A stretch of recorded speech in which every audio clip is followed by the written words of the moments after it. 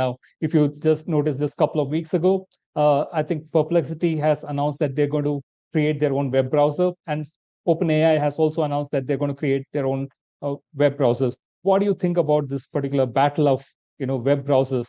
Do you think it is challenging the reign of Google? I mean, it's what a time to be alive, right? It's fascinating to see this happening in the industry at the moment.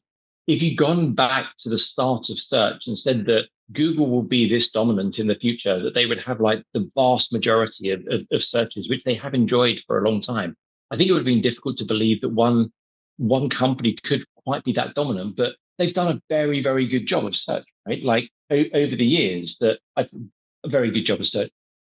Certainly in the earliest years, the organizing of information has been absolutely phenomenal. Maybe over latter years, the prominence of adverts and like pushing things to the top of the feed, have they been as relevant, the search returns as in previous years? That's one thing that some people could debate. But I think that utility within Google and making sure that utility is great is something that's got to be emulated. You've got to take quite a lot to move away from Google onto another browser. There are other browsers out there, but it's very difficult to move on to them.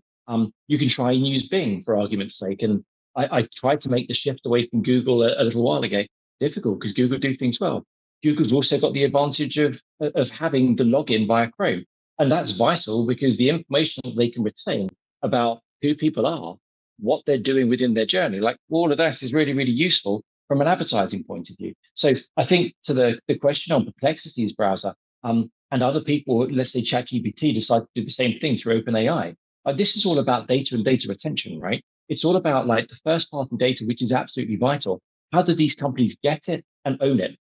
We've seen a world over the past few years where Apple have gone down the route of saying, well, we're not going to share any of this information. We're just going to use it for ourselves.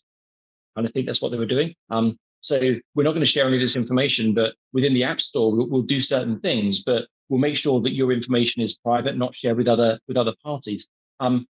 Everyone then has to go down a first party data route.